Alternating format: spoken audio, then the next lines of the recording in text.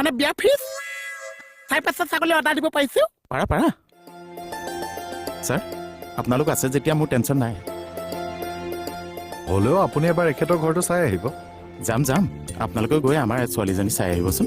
হেৰি খালি আমাৰ দৰাৰ অকমান বয়স হৈছে আৰু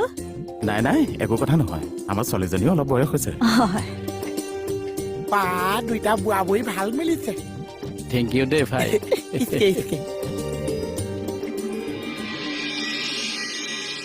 আপোনাৰ কঁকালত কি হ'ল